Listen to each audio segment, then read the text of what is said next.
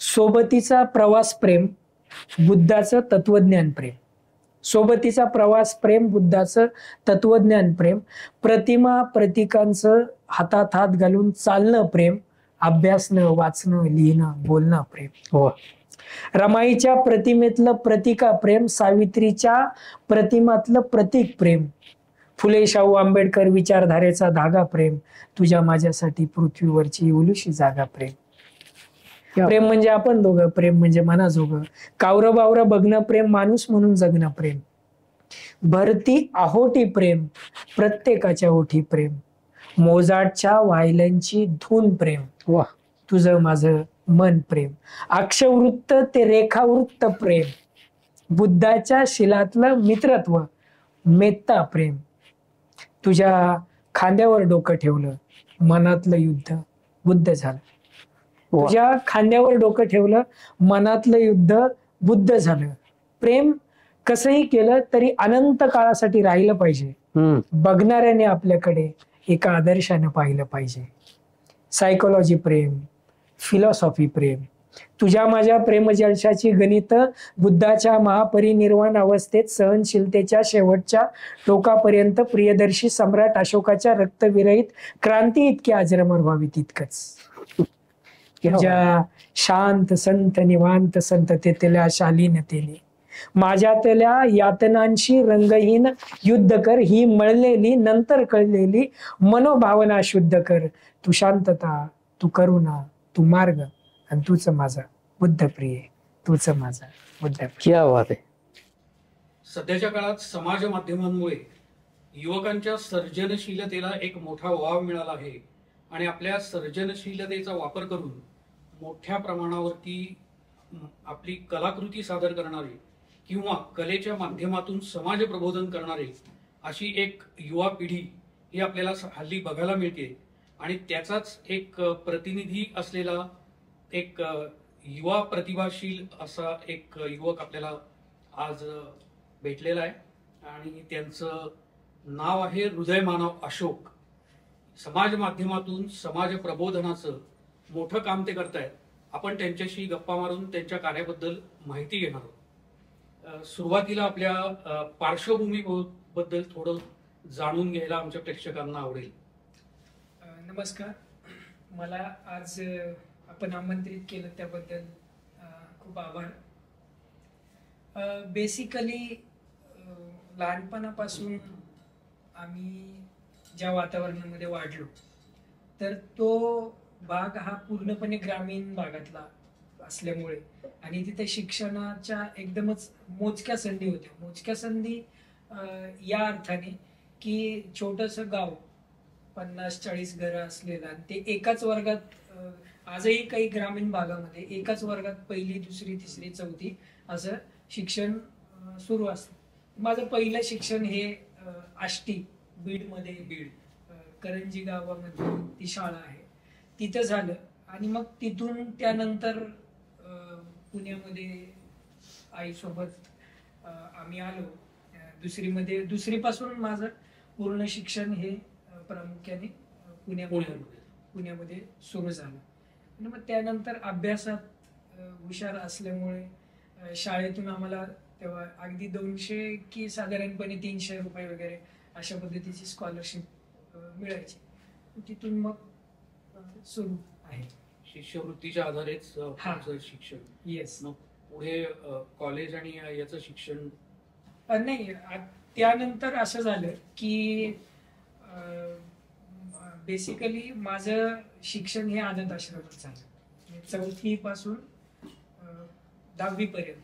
माझे वडील लहानपणी वारले आणि अर्थात ते व्यसनाधीन होते. दारू, म्हणजे सांगायला काही हरकत नाही की व्यसनाचे सगळे प्रकार त्यांनी हे केले आणि त्याच्यामुळे त्यांचं निधन झालं. आणि मग अनाथ आश्रमात असताना 4थीला मी दाखल झालो आणि तिथून पुढचं 10वी पर्यंत माझं सगळं शिक्षण अनाथ आश्रम. पण एवढा अगदी बेसिक जगण्याचा संघर्ष सुरू असताना एक ही सर्जनशीलता कुठनं विकसित झाली? म्हणजे या एक क्रिएटिव्हिटीसाठी काही एक पोषक वातावरण लागतं.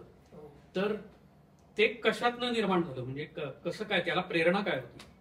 प्रेरणा आता जसं खरं तर आश्रमामध्ये ज्यावेळेस दाखल झालं तर तिथून खरं खतपाणी मिळायला सुरुवात झाली असं म्हणता येईल. कारण की अं, तिथं जे म्हणजे जिथली शिस्तबद्धता असते, स्वतःची कामं स्वतः करायची, 5:15ला उठायचं आणि 5वी पासून पुढे मग स्वतःची कपडे हाताने स्वतःच धुवायचं आणि अभ्यासामध्ये मी कायम टॉपलाच राहिलेलो आहे.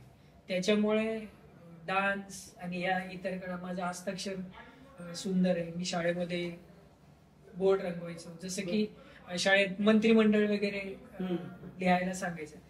तर सांगण्याचं तात्पर्य असं की महिन्याला म्हणजे आश्रमात मे महिन्यात घरी सुट्टीला पाठवलं जायचं. तर त्यावेळेस आईला मदत म्हणून काय काम करायचं, तर मी पहिल्यांदा काम केलं लग्नात पाणी वाटायचं, जे वेटर घालतात केटरिंग. हा केटरिंग मध्ये. तर त्यावेळेस काहीतरी साधारण 90 रुपये त्या एका दिवसाचे पण ते जरा लाज पण वाटायचं की आपण आपल्याच गावात ते काम करणं. हा गावात पण आणि शाळेमध्ये पहिला दुसरा जरा शिक्षकांचा लाडका विद्यार्थी असल्यामुळे तर ते एकच दिवस केलं. परंतु मला लायब्ररीमध्ये काम करायला मिळालं. लायब्ररीत काय काम करायचं तर झाडू मारायचा, ती पुसायची. तिथे माझा पहिला संबंध आला पुस्तकांशी. मग तो जो पुस्तकाशी संबंध आला तो मी भरपूर पुस्तकं वाचले. नंतर ती चावीच माझ्याकडे घेतली आणि मी आमचं घर एक खूप छोटस, म्हणजे 10 बाय 10 पेक्षा पण छोटस. तर मी झोपायलाच ग्रंथालयामध्ये जायचो आणि तिथून मग पुस्तकांशी जास्त जवळीक संबंध, वाचन आणि मला वाटतं कविता लिहिण्याचा. त्याच्या आधी मी कविता म्हणजे अगदी 5वी 6वीला कविता लिहायला म्हणजे स्वागत करूया हर्षभराने वगैरे अशा पद्धतीच्या. पण खरी कविता जर कुठे जन्माला आली तर ती वाचनातून. आणि मला त्या ग्रंथालयामध्ये रमेश पडवळ म्हणून त्यावेळेस सकाळचे उपसंपादक होते, त्यांच्या आनंद यात्रा नावाचं ते ग्रंथालय होतं. तिथून मला खरी म्हणजे सुरुवात ज्याला आपण म्हणू शकतो की साहित्यिक अंगाने मी वैचारिक जडणघडण व्हायला सुरुवात झाली. आणि मग एकूणच वाचन आणि या सगळ्या गोष्टी करत करत आईला मदत करणं वगैरे तिथपर्यंत. मग या कालावधीमध्ये असं झालं, आश्रमात असताना मी 8वीला असेल, 8वीला हिला आपले महबा चव्हाण गझलकार, तर त्यांच्या अध्यक्षतेखाली मी 8वीत असताना पहिलं कवी संमेलन केलं आणि त्यांनी मला ते हे नाव दिले हृदय मानव. त्यावेळेस.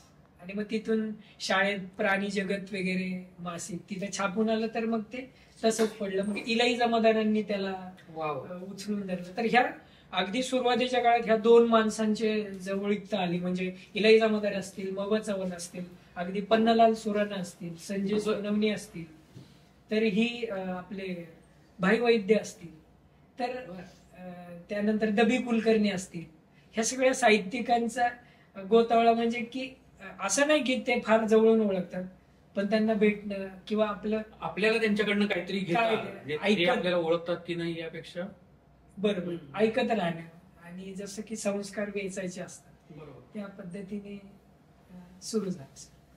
आता हे जसं आपण म्हणजे वैचारिक जडणघडणीमध्ये जसं वाचन किंवा साहित्यिक आणि या लोकांचा सहवास याचा जसा परिणाम असतो तसाच परिणाम आपल्या भोवतीचं सामाजिक वातावरण आणि आपले एक व्यक्ती म्हणून समाजात येणारे आपल्याला अनुभव याचाही मोठा वाटा असतो. अगदी. तर तसं काय आपल्याला म्हणजे आपल्या जडणघडणीत भर पडेल असे काही अनुभव किंवा असे काही हे अनुभवायला आलं का म्हणजे आपल्या जीवनामध्ये? हा, जडणघडणीचा तसं खूप सांगता येईल. कारण की 10वी नंतर मी म्हणजे आमच्या अनाथ आश्रमाचा नियम होता की ते 10वी पर्यंतच तिथे ठेवायचे आणि 10वी नंतर म्हणजे त्यांचं म्हणणं असं होतं की एक टप्प्यापर्यंत आम्ही तुम्हाला सांभाळून घेतला, आता तुम्ही तुमच्या पायावर उभे राहा, कष्ट करा, मेहनत घ्या, अशा पद्धतीने होतं.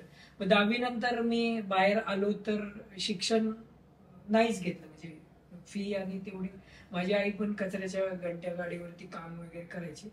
तर त्या एकूण काळामध्ये माझी भटकंती झाली तशी. मग waiter, watchman, security guard, office boy, काही राजकीय नेत्यांच्या ठिकाणी अशी कामं करणं, तो सगळं झालं.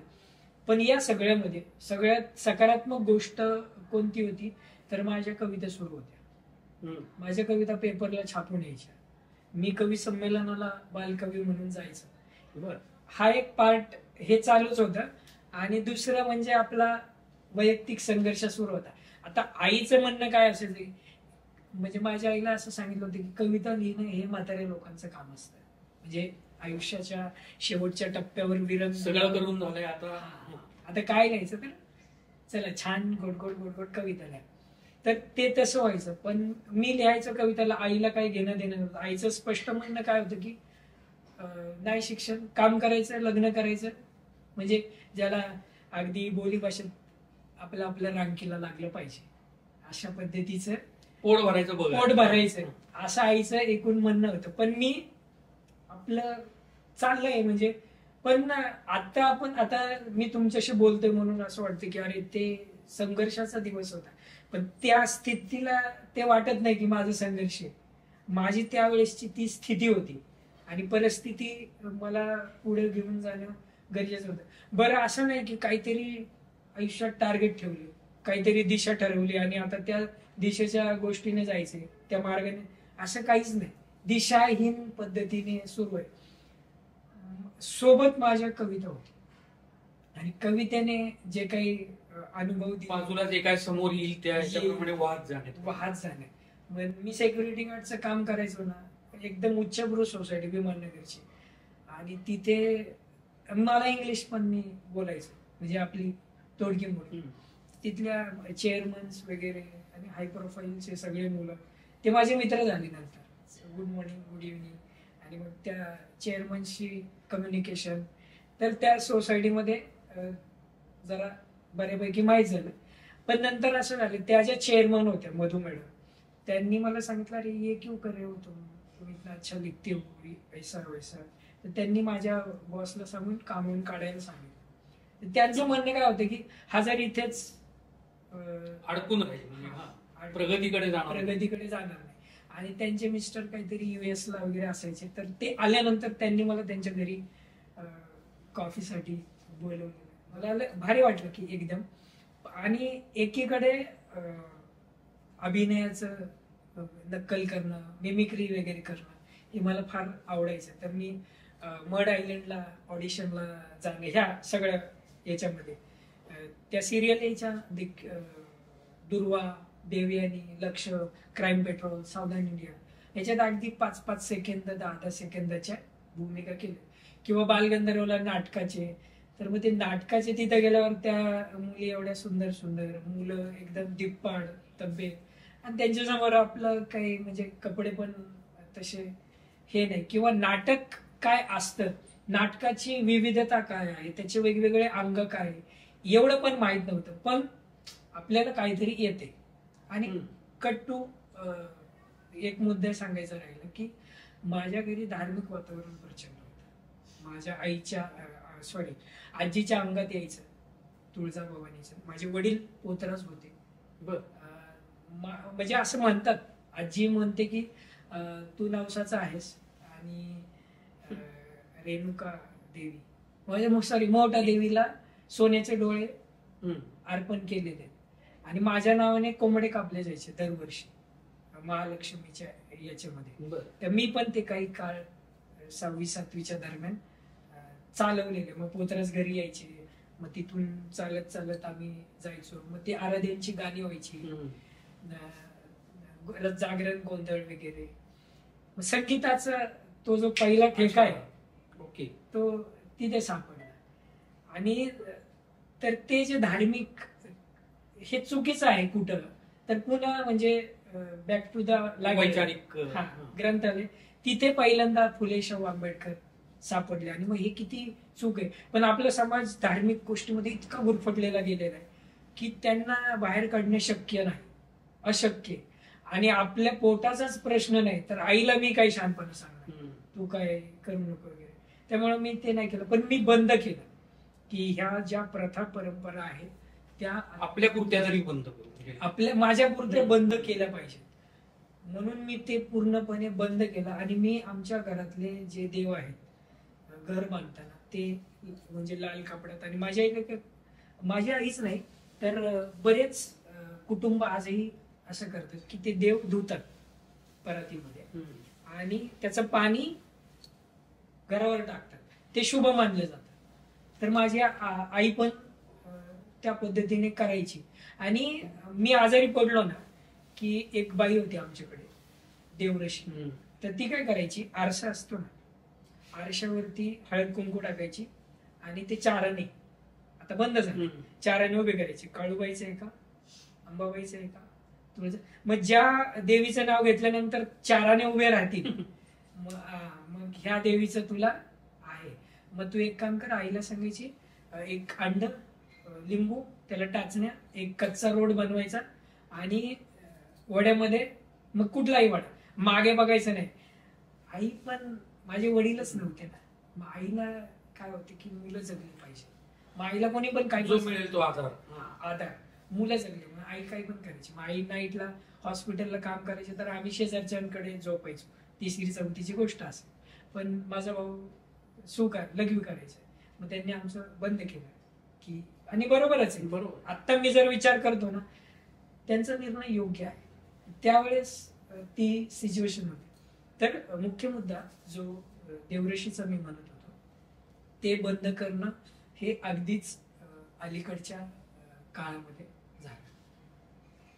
ओके. आता या सोशल मीडियाचं जे नवीन माध्यम, म्हणजे आता आपण जे सांगितलं की आपली वैचारिक बैठक कशी तयार झाली, त्याच्यानंतर संगीताचे धडे पण, म्हणजे एकीकडे या धार्मिक बाबती सोडून देताना त्यातलं संगीत पकडून ठेवलं, म्हणजे त्यातली जी क्रिएटिव्हिटी आहे ती पकडून ठेवली. तर या दोन्हीचा सोशल मीडियामधनं वापर करण्याची सुरुवात कशी झाली, मुळात म्हणजे सोशल मीडियाची ओळख कशी झाली?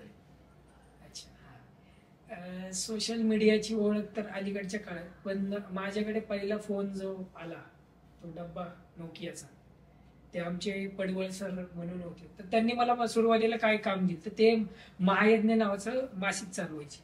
म्हणजे लायब्ररी ज्यांची होती, तर त्यांनी महायज्ञ नावाचं मासिक सुरू केलं होतं आणि त्याच्यातलं मला वितरणाचं काम दिलं होतं. बरं. तर त्यांनी सायकल पण दिलेली मला आणि तेव्हा मी सायकल पण शिकलो. आणि वितरणाचं काम करत असताना त्यांनी तो पहिला फोन दिला. मग काही कारणास्तव लायब्ररी बंद झाली. नंतर मी ऑफिसमध्ये काम करत असताना मला चायना पहिल्यांदा फोन आला. 2G 10 रुपयाचं स्क्रॅच करून नेट मिळायचं, तेव्हा पहिला फोन आला. त्यातून गुगल आपल्याला असतं, गुगल नावाचं काहीतरी गोष्ट, त्याच्यात आपण सर्च करू शकतो. तर ते बफरिंग इतके वेळ चालायचं की 2Gचं भयंकर. आणि मग 4Gचा जो का, तेव्हा तर मग फोनच नव्हता माझ्याकडे, कारण की असं इकडून तिकडून मिळालेला. मग मी स्वतः पहिला फोन विकत घेतला असेल अगदी आत्ता 16-17च्या 2016-17, म्हणजे माझा स्वतःचा जो आहे. तेव्हा सोशल मीडियाशी तसा संबंध आला. आणि त्याच्यावरती मग मला मुलाखती आणि आत्मवृत्त भयंकर आवडतं. म्हणजे एखाद्या व्यक्तीला ऐकून घेणं हे पण मी माझं वाचन समजतो. बरोबर, त्यांचं गोष्टी. मग तिथून युट्यूब वगैरे जास्त संबंध आला. पण आपण पण त्याच्यावरती काहीतरी क्रिएटिव्ह करायचं असतं वगैरे वगैरे, तितकंसं काही तसं माहीत नव्हतं. म्हणजे जो आपला प्रश्न आहे की कसा संबंध आला, तर त्या 16-17 मध्ये सोशल मीडियाशी तसा, सोशल मीडिया काय आहे हे काय आहे ते कळलं. आणि मला त्याच्या आधी एक सवय होती की मी मॅगझिन दिवाळी अंक घ्यायचो आणि त्याच्या खालचे फोन नंबर असतील मोठे मोठे, मग त्यांना फोन करायला उगाच आपल्या शुभेच्छा द्यायच्या, सर दिवाळीच्या हार्दिक शुभेच्छा किंवा असंच काहीच कारण नसताना. आणि ते मी करायचं. आणि त्यातून मी अशी छान लिस्ट बनवली होती. हे द.वी. कुलकर्णी, हे वसंत आबाजी डाके, हे नाटककार, असं तसं, प्रदीप निफाडकर. तर त्यातून ओळखी झाल्या आणि त्यांना माहिती पण नसायचं हा कोण आहे. मीच फोन करून, सर कशा आहात, दिवाळीच्या हार्दिक शुभेच्छा, छान आहेत ना वगैरे असं करायचं. Very good. तर अशा खूप गमती जमती आहेत. पण मग सोशल मीडियामध्ये प्रत्यक्ष काम करायला सुरुवात कशी केली, म्हणजे त्याला निमित्त काय झालं, की कसं कळलं की आपण पण ह्याच्यामध्ये काम करू शकतो? हा, सोशल मीडिया मध्ये आणि पहिलं काम काय होतं ते? पहिलं काम, येस, सोशल मीडियामध्ये मी 9वीला एक निबंध लिहिला, मुलगी या नात्याने 2 शब्द, आणि तो माझ्याकडे लिहिलेला होता. 2013ला आमचे हे बोलले शॉर्ट फिल्म करायचं. मला ते खूप त्याच्या आधी मी ते सांगतो की माझ्या डोक्यात काय आलं ना की म्हणजे की आता तुम्ही दिग्दर्शक आहात आणि तुमच्यासाठी जे चेहरे आहेत त्या व्याख्यामध्ये मी नाहीच आहे, पण मी तुमच्यापेक्षा काहीतरी भारी मांडू शकतो असं मला वाटायचं. किंवा माझं जगणं जे आहे, माझं दुखणं वेगळं आहे, ते लाईमलाईट एरियामध्ये नाहीच आहे. म्हणजे मी घरी जाऊन जर असा पायावर आडी टाकून झोपत असेल ना, तर ते लाईमलाईट मध्ये नाहीच आहे. लाईमलाईट मध्ये असं छान शिस्तबद्धपणे अरे गुड मॉर्निंग असं हे फ्रेम मध्ये आहे ते मी. तर मग तो जो निबंध होता त्याच्यावरती असं ठरलं की शॉर्ट फिल्म करायची. मग त्याच्यात मी विषय धरला होता की मुली आत्महत्या का करतात. ते तो कच्चाच निबंध लिहिला होता, पण त्याची 2013ला गरज पडली की मुली आत्महत्या का करतात. तर म्हणजे पुरुष घरातला मुलगा काही पण करू शकतो, पण मुलीने केलं तर मुलगी तुला कळत नाही का, बरोबर, हा कोण आहे, तो कोण आहे. ह्या सगळ्या क्लॅशेस मध्ये मी ती लिहिली की ती मुलगी आत्महत्या करते आणि एक पत्र लिहून ठेवते की म्हणजे दादा इकडे गेला तर तुम्ही काही बोलत नाही, पण मी गेले तर तुम्ही बोलता. माझं मुलगी या नात्यात 2 शब्द नावाची पहिली शॉर्ट फिल्म लेखक म्हणून माझी ती 2. पण ते शॉर्ट फिल्म या फॉर्म मध्ये कसं आलं, म्हणजे लेखन किंवा कविता हे तुमचं पहिल्यापासून चालू होतं हे मान्य, बरोबर, पण शॉर्ट फिल्म हे माध्यम आहे आणि ते सोशल मीडियामधनं प्रसिद्ध होऊ शकतं आणि लोकांपर्यंत जाऊ शकतं, हे कसं कळलं? हा, तर मी ह्या शूटिंगला जायचो ना सिरियल वगैरेच्या, तर म्हणजे त्याच्या आधी छोटी गोष्ट सांगतो. मी राजे क्रांती नावाचा चित्रपट केला, त्याच्यामध्ये मनोज जोशी आहेत ना, मोहन जोशी त्यांचा मी साथीदार दाखवला. आणि त्याच्यामध्ये सीन काय होतं माहिती की मोहन जोशी पुढे चालले आणि त्यांच्या मागे जायचंय, 10 पावले चालायचं असेल. तर मी दिग्दर्शकाला 10 वेळा विचारलं होतं, सर बरोबर चाललोय ना, कसं चाललोय मी, बरं माझा चेहरा पण दिसत नाही, माझं डोकंच दिसणार आहे, पण एक्साइटमेंट असते ना आपण फिल्म मध्ये आहोत. तर त्याच्यामुळे एक मनात उर्मी निर्माण झाली, आपलं काहीतरी केलं पाहिजे. आणि मग मला ते भारी वाटलं की माझ्या स्टोरीवरती आता शॉर्ट फिल्म तयार होते. शॉर्ट फिल्म म्हणजे काय, तर एक कमीत कमी वेळामध्ये अधिक अर्थ असलेली एक पोटेन्शियल चांगल्या पद्धतीची कलाकृती तुम्ही सोशल मीडिया म्हणजे युट्यूबवरती टाकू शकता. असं माझे मित्र भास्कर, माझे भाऊच आहेत एका लांबचे, तर त्यांनी मला सांगितलं. तर माझा पैशाचा तर काही दुरान्वय संबंध नाही, पैसे बिशे आपल्याकडे नाही बाबा. मग त्याचा कॅमेरा, तो चांगला डीओपी वगैरे हँडल करायचा. मग असे मित्र वगैरे करून बोलले चल करून टाक. मग वाघोलीचं ते एक गाव निवडलं आणि तिथं ते फाशी वगैरे घ्यायची सीन तिथं केलं. तत्पूर्वी मग माझे मित्र जे आहेत अशोक सूर्यवंशी, त्यांचा तो एक वर्कशॉप होता ऍक्टिंगचा, त्यांचा क्लास वगैरे. तर तिथं मी मुलांना धडे द्यायचो, नवरस, विभत्स, शौर्य, कारुण्य, अशा पद्धतीने आमचंच म्हणजे आम्ही काय हे नव्हतं. तर मग त्याच्यातून ती एक कलाकार मिळाले. मग त्यांनी ते केलं, पण मी त्याच्यामध्ये बेसिकली मला पाहिजे तसं मला ते छान आवडतं. हा तू असं कर, ही फ्रेम लाव, क्लोजअप लाव, वाईड लाव, असं ते ना का OS लाव वगैरे, ते मी तिथे सांगायला मला ते. पण ऍक्च्युली आता म्हणजे या सगळ्या सिरियल्स किंवा तो एक सिनेमा जो काय केला, तर याच्यात एवढं तांत्रिक ज्ञान कसं काय मिळालं, म्हणजे क्लोज काय असतो किंवा लॉंग शॉट काय असतो, किंवा म्हणजे हे जे सगळ्या तांत्रिक बाबी असतात ज्या दिग्दर्शनासाठी किंवा छायाचित्रणासाठी महत्वाचे असतात, याचं ज्ञान एवढ्या छोटे रोल करत असताना कसं काय मिळालं? दिग्दर्शनाचं म्हणजे दिग्दर्शक म्हणजे काय ही संकल्पना तशी स्पष्ट नव्हतीच बरोबर. मुळामध्ये. त्याच्यानंतर आम्ही जे क्लासला आम्ही छोटे मोठे शॉर्ट फिल्म केले, नो वेकन्सी केली. नो वेकन्सी म्हणजे काय, हल्ली मुलं शिकलेले आहेत पण त्यांना जॉबच नाही. आमचे कपडे आजही ते युट्यूबला आहेत. आमच्या त्याचे पोलीस बिलीस जर बघाल सर, कपडे इस्त्री बिस्त्री केलेलं नाही, पट्टा बाहेर आलेला आहे, हे काय रे काय करतोस इथे, अशा पद्धतीचे केले. पण त्याला दिग्दर्शन म्हणजे काय असतं असं काय अंग नाही. मग परत पण ते शिकण्याची प्रक्रिया कुठली, तर मग मुलाखती आहे, अच्छा दिग्दर्शन. मग मी ते आपले चार्ली चॅप्लिन वाचले. म्हणजे माझ्या मनात न्यूनगंड काय होती की अरे तुम्हाला पिक्चर मध्ये काम करायचं, मग तुम्ही भारदस्त असलं पाहिजे, बॉडी बिडी एकदम खतरनाक मध्ये. तर नंतर वाचन इतकं प्रगल्भ बनवलं, वाचनाने सांगितलं की चेहरा नसलेल्या माणसांनीच इतिहास घडवला. बरोबर. आणि ते करत असताना मग दिग्दर्शकाकडे आपला जो प्रश्न आहे, तर दिग्दर्शक म्हणजे काय ही भूमिका स्पष्ट नव्हतीच.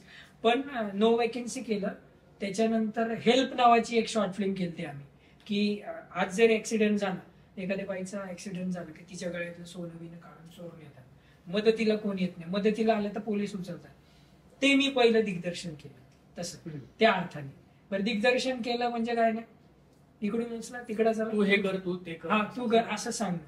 पण दिग्दर्शक डिटेलिंग मध्ये काय, तर मी संविधानावर दीक्षा नावाची शॉर्ट फिल्म केली. त्यावेळेस ज्यावेळेस आम्ही बसलो बैठकीला, मग हल्ली आपल्याकडे रूढ झालेला या हसेला गाव वाहसेला गाव म्हणजे दिग्दर्शक, अशा पद्धतीचं आहे.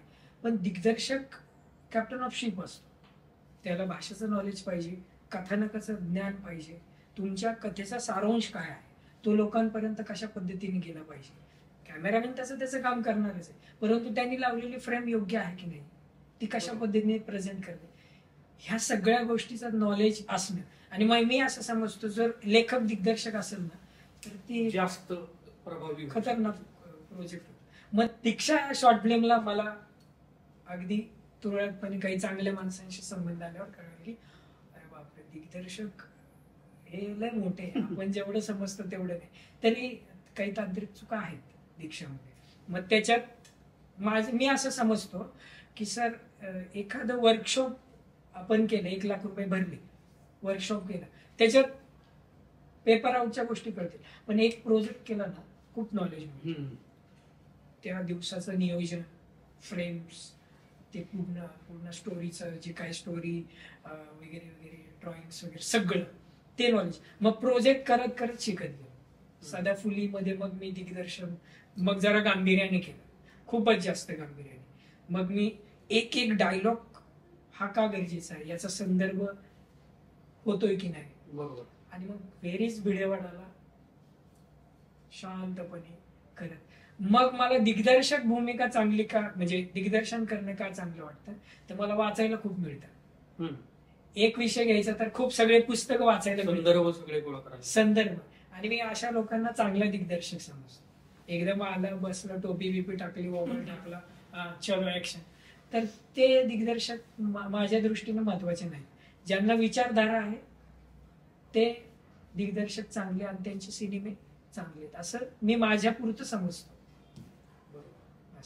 आता शॉर्ट फिल्म हे माध्यम आणि समजा आपण इतर चित्रपटाशी तुलना केली, बरोबर, आणि मुख्य तुमचा जो उद्देश आतापर्यंत राहिलेला आहे की सामाजिक संदेश हा लोकांपर्यंत पोहोचला पाहिजे आपल्या माध्यमातून, बरोबर. तर चित्रपटाचं माध्यम आणि समाज माध्यमांमधून या शॉर्ट फिल्मच्या याच्यातनं लोकांपर्यंत पोहोचणे, याच्यात प्रभावी जास्त काय वाटतं दिग्दर्शक म्हणून आणि एक सामाजिक विचार पोहोचवण्याची आस असलेला एक काय म्हणू आपण त्याला की कार्यकर्ता म्हणून. तर याचे मी दोन याच्यामध्ये फोड करेल की कार्यकर्ता म्हणून आधी, तर कार्यकर्ता फुले शाहू आंबेडकर किंवा ही विचारधारा अभ्यासताना एक गोष्ट लक्षात आली संत महात्मे, की त्यांनी प्रेम करायला शिकवलं. आणि मग सोबतीचा प्रवास प्रेम, बुद्धाचं तत्वज्ञान प्रेम, ह्या सगळ्या प्रेमाच्या कुठलाही संत घ्या, त्यांनी शांततेचे सगळे संदर्भ दिलेले आहेत. तर कार्यकर्ता म्हणून ही जी प्रेम करण्याची भावना आहे, सोबत असल्याचं जे काय आहे आणि अभ्यासू वृत्ती आणि शांततेचा मार्ग इथून जात असताना दिग्दर्शक या पातळीवर जर मी पाहतो तर मी अगदी शिकण्याच्या प्रक्रियेमधला आहे. तर जितकं जसं डॉक्टर बाबासाहेब आंबेडकर म्हणतात की मी इतकं सगळं वाचन केलेलं आहे पण मी 10%च वाचले. इतका मोठा विद्वान माणूस तर मी तर त्या दृष्टीने काहीच नाही. आणि मला तर खूप म्हणजे अजून वेगवेगळे अनुभव घ्यायचे. फॉरेन मधलं हॉलिवूड मधलं तंत्रज्ञान त्यांची दिग्दर्शनाची पद्धत काय आहे युट्यूबला वगैरे आपल्याकडे माहिती आहेतच पण तसं करत नाही. आता एक गोष्ट की हिंदीमध्ये पण एकदम लॅविश आहे सगळं पण माझं मी त्या बाबतीत ना सर असा विचार करतो की हिंदीमध्ये म्हणजे काही सिनेमे आलेत 100 करोड बजेट पण स्टोरी लाईनच नाही. नुसतं तंत्रज्ञानावरती भर नुसतं तंत्रज्ञान आलं. मग समजा एखादा मोठा ऍक्टर आला एका बुक्केत असं गाल वगैरे होणार तर ते म्हणजे ती क्रिएटिव्हिटी मला वाटत नाही. ती क्रिएटिव्हिटी करत असताना तांत्रिक खेळ म्हणजे क्रिएटिव्हिटी नाही. तर तशा सिनेमांमध्ये मला इंटरेस्ट नाही. तर ते तसे सिनेमे जे दिग्दर्शित करतात त्यांना मी एवढा एकदम आयडॉल मानावं एवढा दिग्दर्शक मी मानत नाही. तर हे जे विचार सिनेमा काय आहे तर पोहोचण्याचं माध्यम आहे. तर पोहोचवण्यासाठी मग मी विचारधारेच्या दृष्टीने विचार करतो की समाज प्रबोधन कशा पद्धतीने होतं. तुम्ही जो मुद्द्यावरती यायचं झालंस तर शॉर्ट फिल्म आणि सिनेमा याच्यात प्रभावी माध्यम. तर शॉर्ट फिल्म आणि सिनेमा मला वाटतं ते माध्यम एकच आहे एक प्रकारे फक्त त्यांची कमर्शियल गणित वेगळी आहे. सिनेमाची कमर्शियल गणित मग नफा तोट्यावरती येतात आणि लघुपटाची गणित मग फेस्टिवलच्या अनुषंगाने काही जण काम करतात. मी फेस्टिवलच्या अनुषंगाने आतापर्यंत कामच केलेलं नाही. मला कुठला अवॉर्ड मिळाला पाहिजे आणि मी ठरवून असं नाही केलं की हा मला ह्या फेस्टिवलला पाठवायची मग माझी लेंथ 30 मिनिट असेल. माझी स्टोरी संपली की फिल्मची लेंथ संपली मग ती 27व्या मिनिटाला संपो 29व्या संपो किंवा 45ला संपो असं नाही की 60 मिनिट आमकड. व्हेरीज मीडिया एवढा 1.25 तासाची झाली. काहींनी मला सजेस्ट केलं की कट कर 60 मिनिटाचं कर आपण फेस्टिवल. कारण आजकाल सिनेमे 1 तास 50 मिनिटाचे असतात झालेले. बरोबर. तर त्याच्यात तर मग मी ते माध्यम काय लघुपटाचं काय युट्यूब वरती सोपपणे काही सिनेमा तर चालत पण नाहीत. काही सिनेमा म्हणजे सिनेमा हा कमर्शियलच आहे पण लघुपट तुम्ही घर बसल्या बघू शकता. म्हणजे आता उदाहरणार्थ वेरीज भिडेवाडा केली माझ्यासाठी माझी आई पहिला प्रेक्षक आहे. ओके. तर ओटीटीला आलं समजा XYZ ओटीटीला आहे तर मी माझ्या आईला सांगितलं की अरे माझी फिल्म आली ओटीटीला. माझे 149 रुपये कशाला भरणार नाहीच भरणार ना. बरोबर. मग माझा प्रेक्षक माझा तळागाळातलाच प्रेक्षक आहे जो जमिनीशी संघर्ष करतोय लढतोय. ते काय म्हणत अरे हृदय म्हणत तुझं बाबा तू सांग कधी येणार फुकटमध्ये. सध्या फुकटमध्ये काय पाहिजे म्हणजे जर रस्त्यात भांडारा असेल तर मी जेवून जातो. त्याच्यात काय म्हणजे वाटत पण नाही. तर मग माझा प्रेक्षक माझी आई आहे ती नाही करू शकत 149. मग मी भिडेवाडा बोललो फुकटमध्ये. ओके. आता याच्यावरनच मला पुढचा प्रश्न हाच विचारायचा की मगाशी आपण कमर्शियल अँगलचा विचार केला सिनेमाच्या आणि याच्या दोन्हीच्या बाबतीमध्ये. तर आता तुम्ही जसं सांगितलं की तुमचा प्रेक्षक हा जगण्याचा संघर्ष करणारा वर्ग आहे तसंच तुम्ही पण त्याच वर्गातले आहात. पण तरी तुम्ही तुमची क्रिएटिव्हिटी जपून त्या समाजाला काही विचार देण्यासाठी म्हणून काही काम करतात. पण हे काम करण्यासाठी आर्थिक बळ मग कसं उभं राहतं जर का तुम्हाला ओटीटी मध्ये जायचं नाही कमर्शियल मध्ये जायचं नाही तर मग या शॉर्ट फिल्मच्या माध्यमातून आर्थिक गणित कशी जुळवायची. एकदम पॉइंट टू प्रश्न छानच. तर कमर्शियल म्हणजे मागचा जो मुद्दा होता की माझा त्याच्यातून कमर्शियल गणित आहे. तर माझं असं एक लक्षात आलेलं आहे की युट्यूब वरून सुद्धा अर्निंग चांगल्या प्रकारची आहे. ओटीटीला आहेत परंतु मी तुम्हाला सांगतो नेटफ्लिक्स अमेझॉन मराठी प्रोजेक्टच घेत नाही. त्यांना स्थानच नाही काही म्हणजे एवढे भयानक स्थिती आहे. बरं, बाकीचे OTT कुठले आहेत, इतर जे काही आलेले आहेत, पण त्यांनाच जम बसवायचा आहे, मग ते काय हे करणार आहे. मग माझ्या आर्थिक गणिताच्या दृष्टीने तर मी कवितांचे कार्यक्रम करतो, शाळा कॉलेज याच्यावरती मानधन घेतो त्याचं. एक दुसरं म्हणजे मला गेस्ट बोलवतात, त्याचं नाही, हे तुमच्या उत्पन्नाचे एक साधन झाले. पण आता हे शॉर्ट फिल्म निर्मिती जी आहे, अगदी कमी बजेट जरी म्हटलं तरी सुद्धा त्याला खर्च आहे. आज आहे. तर युट्यूब मधनं येणारं उत्पन्न किंवा हे जे काही आहे, तर त्यांनी ऍटलिस्ट त्याचा खर्च तरी निघून जाणं एवढं होतं का? म्हणजे नाही, मी जेवढे प्रोजेक्ट केलेत आतापर्यंत 7 त्याच्यामध्ये असं झालेलं आहे की आम्ही कॉन्ट्रीब्युशन करून केलेले. त्याच्या मागची भूमिका आहे म्हणजे मी कमर्शियल नाहीच केलं सर तसं. याच्या मागची भूमिका काय होती की म्हणजे ज्यावेळेस डोक्यात आलं तेव्हापासून की सोशल विषय मांडायचा या दृष्टीने करत करत आलो. पण कमर्शियल करायचंच आहे त्या दृष्टीने. फक्त त्याचे मग थोडेसे वाटा बदलत गेल्या. म्हणजे बिडेवाड्याला अर्धा फायनान्स एका वेगळ्या व्यक्तीने, उर्वरित म्हणजे 6 लाख बजेट असेल, 3 लाख एक विशेष व्यक्ती, त्या व्यक्तीचं निर्माता म्हणून जे काही कॉन्ट्रीब्युशन आहे. आणि बाकी म्हणजे अशा पद्धतीने सहकार्य करणारे खूप आहेत की वैचारिक हे म्हणून. म्हणजे तुम्ही जर सामाजिक प्रबोधन करणारं काहीतरी करत असाल तर ती माणसं पाठबळ देतात. अशी काही माणसं आहेत. आणि मग ते करताना मला 2-3 प्रोजेक्टला अशी माणसं भेटली की 10 लाख आहे ना, आम्ही एवढं करतो, बाकीचं तू बघ.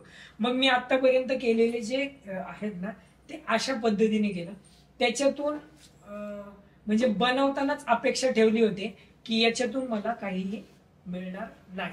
मी कमर्शियल मार्गाकडे जाणार आहे, पण त्याचा थोडासा वेगळा प्लॅन आहे. सध्या आपला एकदम ट्रेंडिंग मध्ये असलेला जो व्हिडिओ आहे, म्हणजे जी शॉर्ट फिल्म आहे, तर ती व्हेअर इज भिडेवाडा, तर त्याच्याबद्दल आम्हाला जरा विस्ताराने ऐकायला आवडेल की त्याची म्हणजे अगदी संकल्पनेपासून ते निर्मिती प्रक्रिया आणि त्याला जो आता प्रचंड मोठा रिस्पॉन्स मिळतो. बरोबर. तर ह्या सगळ्याबद्दल आम्हाला ऐकायला आवडेल. व्हेअर इज भिडेवाडा 1.25 तासाचं आहे. त्याला मी फिल्मच म्हणतो. बेसिकली ती लार्ज शॉर्ट फिल्म पण आपण असं म्हणू शकतो. व्हेअर इज भिडेवाडाने मला अनपेक्षित ओळख दिली, कारण ते मला वाटलं नव्हतं एवढं. तर त्याचं झालं असं, माझी दीक्षा नावाची एक शॉर्ट फिल्मचं शूट संपलं आणि आम्ही भापकर पेट्रोल पंप आहे पुण्यातला, सातारा रोड, तिथे आम्ही चहा पीत बसलेलो. आणि मग एक चर्चा होते ना, आता काय करायचं. ज्यावेळेस आपण शूटिंगच्या मानसिकतेत असतो ना, त्यावेळेस आपल्याला सतत डोक्यात येतं की अभी कुछ तो नया करेंगे. त्यावेळेस पहिल्यांदा विषय छेडला गेला की आता आपण भिडेवाडा नाही, आपण सावित्रीबाई फुलेंवर काहीतरी करू. मग आम्ही चहा पिला आणि गेलो घरी. चर्चा केली, ती चर्चाच राहिली फक्त. आणि मग बोललो की ठीक आहे. मग माझ्या वेळेस डोक्यात वेगळी कल्पना आली होती की एक पुरुष येईल, तो स्त्री बनेल आणि मग सरकारला जाब विचारेल. कारण हल्लीच्या मुलींना काय घेणं देणंच नाही. भारतातली मुलींची पहिली शाळा इतके वर्ष म्हणजे जळमट येऊन धुळकात पडली. आज एवढ्या महिला कुठे कुठे गेलेल्या, त्यांनी उतरला पाहिजे, अशी तेव्हाची माझी भावना. मग त्यावेळेस अशी कथानक केली. परत मी विचार केला की काय मजा नाही, वेगळं काहीतरी करू. मग म्हटलं आपण अभ्यास तर करू. मग भिडेवाडा ह्या प्रक्रियेचा अभ्यास करताना, वाचन करताना लक्षात आलं की अरे बापरे, इतकी अंतर्गत जळमट आहेत सगळे आणि भयानक विषय, वादग्रस्त विषय. इथपर्यंत काय. मग भिडेवाड्याचं राष्ट्रीय स्मारक होण्यासाठीची काय प्रक्रिया आहे, हा भिडेवाडा काय आहे, कशामुळे रखडलाय, त्याची कारणं कुठली कुठली आहेत, कोर्टामध्ये केस चालू आहे, किती वेळा सुनावण्या झाल्या, त्याचं काय झालं, लोक आंदोलन करतात, ते सगळं एक गोष्ट अभ्यास करून लक्षात घेतली. आणि मग लक्षात आलं माझ्या की हा अशा एका वेगळ्या अंगाने फिल्म बनवला पाहिजे की त्याच्यातून काहीतरी आउटपुट येईल. मग मी माहिती घ्यायला सुरुवात केली की भिडेवाडा काय आहे, मग ते तेव्हाचा भिडेवाडा कुठला, मग ती प्रक्रिया जी आहे राष्ट्रीय स्मारकांचं होतं. तुमच्यासाठी माहिती सांगतो, भिडेवाडा आधी आहे सर, मग दगडूशेठ गणपती म्हणा किंवा तो संबंध परिसर हा नंतरचा आहे. तर कम टू द पॉइंट की भिडेवाडा फिल्मची प्रक्रिया सुरू होत असताना मी कथानक लिहायला सुरुवात केली की काही मुलं भिडेवाड्यासाठी काहीतरी करतात, अशा पद्धतीने दाखवलं पाहिजे असा विचार करतात. आणि मग बेसिक त्याचा बॅकग्राऊंड, आता खूप बघा 3 जानेवारीला सावित्रीबाई फुलेंची जयंती आहे, तिथे भिडेवाडा समोर जाणार, घोषणा देणार, आपलं रक्त गरम होतं, जयंत्या पुण्यतिथीला हारबीर घालतो आपण सगळे, पेपरला बातम्या आल्या, संपलं, विषय क्लोज. मी बोललो हा काही संघटना आंदोलन करायचे, भिडेवाडा झालाच पाहिजे, अमुक तमुक वगैरे, आणि ते रास्ता आहे. प्रत्येक संघटनेने दिलेलं योगदान नाकारत नाही, सगळ्यांचं योगदान आहे. म्हणजे फिल्मचं तर मी समजतो, माझी फिल्म ही खारीचा वाटा आहे, त्याच्यामध्ये सगळ्यांनी लढे दिलेले आहेत. परंतु माझं असं मत आहे की लढ्यामध्ये ज्यावेळेस सातत्य येईल त्यावेळेस ते तिथपर्यंत पोहोचेल. म्हणून फिल्ममध्ये आम्ही तो डायलॉग घेतला, बहुतांश चळवळींना अपयशाचा इतिहास आहे, पराभवाचाच इतिहास आहे. म्हणून मग ते आम्ही फिल्मची प्रक्रिया सुरू केली, फिल्म लिहायला, एकूणच स्क्रिप्टवर वगैरे काम करायला सुरुवात केली आणि बोललो आता चांगलं करू. मग सुरुवातीला आम्ही पहिला त्याचा टीजर टाकला, तो पण मी माझ्या मोबाईलवरती शूट केला. आणि काय केलं, समोरून मी चालत चालत चालत चालत आलो, भिडेवाडा दिसतो, संपलं. एक मला वाटतं 15 सेकंदाची शूट घेतली, ती स्लो मोशन केली, त्याला ब्लॅकआउट टाकून ढग बिग एकदम चमकतात आहे, कमिंग सून एवढंच टाकून दिलं, मोबाईल वरतीच एडिट बिडिट केलं, त्याला काही आपलं हे नव्हतं. आणि मग त्याला लय रिस्पॉन्स मिळाला, भयानक, अरे कधी आणतोय. आणि मग त्याचा पोस्टर, माझे मित्र समीर आहेत, त्यांना मी पहिल्यांदा बोललो असेल की हे विषय करते, मग त्यांनी मला पोस्टर बनवून दिलं, महात्मा फुलेंची पगडी आणि त्याच्यामध्ये त्या पडलेल्या अवस्था, महात्मा फुलेंचा चेहराच नाही दाखवला, आणि where is Bhidewada, coming soon. तर ते चर्चा, तेव्हापासून फिल्मची चर्चा सुरुवात व्हायला लागली की भिडेवाड्यावरती काहीतरी येत आहे. पण चर्चा म्हणजे बेसिकच चर्चा, असं खूप म्हणजे नाही. मग आम्ही शूटिंगचं शेड्यूल वगैरे, मग सगळ्यात हार्ड विषय पैसा. पैशाचं ते आपण म्हणजे माहिती आहे, सगळी सोंग आणते, पैशाचं नाही आणते, त्या पद्धतीने सगळ्या. मग आमचे गझलकार मित्र आहेत, डॉक्टर नंदकिशोर दामोदर, त्यांनी प्रोजेक्टची आधी जबाबदारी उचलली. त्यांनी सिनेमातला महत्वाचा मोठा आर्थिक भाग विचारला आणि म्हटलं सर निर्माते म्हणून आम्ही तुमचं नाव देतो, डन. मग एक मोठी रक्कम आली, मग आम्ही त्याच्यावरती काम करायला सुरुवात झाली. पण मग गाणी आणि ते इतर सगळं मग आम्ही मित्रांनीच कॉन्ट्रीब्युशन केलं, 10,000 15,000. मग काही मीडिया स्पॉन्सर्ड, मीडिया स्पॉन्सरची व्याख्या वेगळी फिल्मच्या दृष्टीने, आमची व्याख्या वेगळी होती. आमची व्याख्या म्हणजे की तू मला मदत कर, मी तुझा लोगो वापरतो, एवढंच. पण ती विचारधारेमधली माणसं सगळी, संविधान आणि या सगळ्या याच्यामध्ये, तर त्यांनी म्हणजे हात एकवटले प्रोजेक्ट करताना. मग आम्हीच करायचं, भिंती आम्हीच रंगवायच्या, प्रॅक्टिसला आम्हीच प्रॅक्टिस घ्यायची. मग आम्ही ते गुगल मीट वरती रिहर्सल घेतली कलाकारांची. बरं असं नाही की यार तुला येत नाही, येईल रे, करू ना, बरोबर, येणार, आपलेच लोक आहेत, आपलीच लोक येणार म्हणून सगळ्यांना आम्ही गुंतवून घेतलं प्रोजेक्टला. मग माझे सगळे साहित्यिक मित्र वगैरे, महेश होनमाने, आमचा अमोल घाटविसावे, स्वाती कडू, स्वाती पाटील, रंजना कांबळे, असे सगळे चळवळीमध्ये काम करणारे तरुण चेहरे त्याच्यामध्ये इन्व्हॉल्व्ह झाले. मग आम्ही एक पेपर आउट वर्क केलं की शूटिंगचं साधन कसं. त्याच्या आधी डीओपीची गंमत झाली. मला आमचे प्रशांत कांबळे म्हणून आहेत फिल्मचे डीओपी, ते मला भेटायला आले, बोलले यार असं करते. आता प्रशांत कांबळे म्हणजे एक भावना माझ्या आतापर्यंत लक्षात आली की ती माणसं चळवळीशी अटॅच असतात आपोआप. तर सुरुवातीला आमचं झालं की बजेट आमचं आमचं तेवढं नाहीच, सोडूनच द्या. मग मी सर बोललो, सर काहीतरी करा तुम्ही मदत म्हणून. मग ते थोडस तुझं नाही माझं नाही मध्य, सुवर्ण मध्य करून प्रशांत हे केलं. तर मग असिस्टंट त्यांच्या सोबत वगैरे. बरं ते काय असं आम्ही काय भिडेवाडा शिफ्टवर नाही गेलो, चलो 8 घंटा वगैरे खतम, तसं नाही. 2 वाजवा 1 वाजवा आमचे कामं चालूच असायचे. प्रशांत सरांनी मला म्हणजे खूप मदत केली.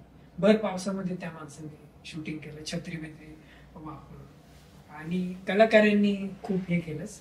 पण परंतु ही जी प्रक्रिया करत असताना मग आम्ही ते कुठं राहायचं, कोणते सीन कधी घ्यायचं, त्याचं सुंदर डिझाईन केलं. मग आम्हाला कोणत्या कोणत्या वस्तू लागणार आहेत ते पण आम्ही आमच्याच कलाकारांना सांगितलं. कोणाला म्हणजे मानधन तर काही विषयच नव्हता. बरोबर. कलाकारांना मित्रच सगळे, मानधन आम्ही कोणाला दिलं नाही. तुमचे ड्रेस तुम्हाला घेऊन यायचे, कपडे मग काय असणार आहे. तर आम्ही साधारणपणे असंच ठरवलं की एकूणच फिल्मची लेंथ वगैरे पाहता प्रत्येकाचे 4 ड्रेस फिल्म मध्ये चेंज होतील आणि पूर्ण कथानक 4 ड्रेसवरती होईल. मग प्रत्येकाने आपले आपले कपडे वगैरे आणले. मग आम्ही राहण्याची, खाण्याची आणि प्रवासाची व्यवस्था एकदम अप टू डेट केली. कारण त्याच्यामध्ये जर आमची दिरंगाई झाली तर आमचा पैसा जाणार आहे. बरोबर. त्याच्यामुळे आम्ही हे केलं, वेळ आणि पैसा दोन्ही वाचवण्यासाठी आम्ही नियोजन म्हणजे अत्यंत परफेक्ट नियोजन लावलं आणि ते करत मग आम्ही शूट संपवलं. बाकी मग फिल्मच्या अडचणी तर तशा म्हणजे भरपूर झाल्या, पण फिल्म एवढी चांगली झाली की मग त्या अडचणींवरती फार कधी बोलण्याचा योग बेसिकली आलाच नाही. पण मग शूटची प्रक्रिया झाल्यानंतर त्याचं आमच्या फिल्मला बॅकग्राऊंड म्युझिक डॉक्टर जय भीम शिंदेंनी दिलेलं आहे. कस्तुरी फिल्म तुम्ही ऐकली असेल, राष्ट्रीय पुरस्कार आहे, त्याचे ते बॅकग्राऊंड म्युझिक त्यांनी दिलेले. वेरीज भिडेवाडा हे जे गाणे ते लोकशाहीर संभाजी भगतांनी गायलेले. टेक्निकल टीम अमनदीप सिंग आणि हे ज्यांनी सत्यशोधक वगैरे नॅशनल म्हणजे चांगले चांगले सोनी वगैरे याचे प्रोजेक्ट म्हणजे टेक्निकल टीम चांगली मिळाली. त्यांच्या मार्गदर्शनाने हे करत गेलं. मग आता डबिंगचा स्टुडिओ कमी कमी पैशामध्ये काय कुठे करता येईल वगैरे अशा पद्धतीने आम्ही तो प्रोजेक्ट नेला. मग लोकेशन पण आमच्या मित्रांचे घर किंवा इकडेच एकाच घरामध्ये 2-3 लोकेशन करून टाकायचे. तशा प्रक्रिया करत करत आम्ही हा प्रोजेक्ट फायनली आता त्याच्यात पण असं गंमत झालं की मला असे दिग्दर्शकाला असिस्टंट ठेवायचं. तर आम्ही सुरुवातीला असिस्टंट खूप पाहिले पण त्यांचं खूपच मानधन असायचं, तेवढं काही देणं नव्हतं. बरोबर. माझा एक मित्र होता, तो असिस्टंट ठेवला, त्याला काही माहितीच नव्हतं पण आवड होती त्याला. दादा तू सांगशील तसं मी करतो. तर त्याला बोलवायलाच मला जायला लागायचं. असं सगळं व्हायचं. एकच ठेवलेलं. पण नंतर आम्ही मी काय म्हटलं की मित्रांना एक काम करा, तुम्ही आपण सगळेच असिस्टंट आहोत. तुम्हाला जे करायचंय म्हणजे आता तुमचा माझा सीन आहे ना, मग बाकीच्यांनी मदत करायची, काय जे काय असेल नसेल. मग तशा पद्धतीची मदत करण्याच्या तर तो प्रोजेक्ट आहे ना सर मैत्रीपूर्ण झाला. मैत्रीपूर्ण एकच गोष्टीमुळे झालं, सावित्रीबाई फुले महात्मा फुलेंमुळे झालं, विचारधारेमुळे झालं. आणि त्याच्यात काम करणारा वर्ग हा विचारधारेचा होता. वेगवेगळ्या समुदायातली जरी माणसं होती तरी विचार आमचा एक होता. मग त्याच्यात म्हणजे खूप नावं घेण्यासारखी आमचे डॉक्टर स्वप्नील घाटगे आहेत, बाळासाहेब कदम आहेत, त्यानंतर गीतकार बाबासाहेब सौदागर, अशोक सूर्यवंशी, आमची मुख्य भूमिका केलेली संजली गायकवाड, अमोल गाठवेसाहेबांनी कार्यकारी निर्माता म्हणून त्यांचं ते काम बघितलं आणि बाकी सगळे एकत्र आले. तर ती इथपर्यंत म्हणजे त्या प्रोसिजर फिल्मची ज्या पद्धतीने झाली ती अशा पद्धतीने झाली. म्हणजे खूप असं विस्ताराने बोलता येऊ शकता आणखी त्याच्यावर. नाही, आता आपण त्या फार म्हणजे अगदी कथानकाबद्दल तर बोलायलाच नको कारण ती उत्सुकता प्रेक्षकांची कायम राहिली पाहिजे. येस.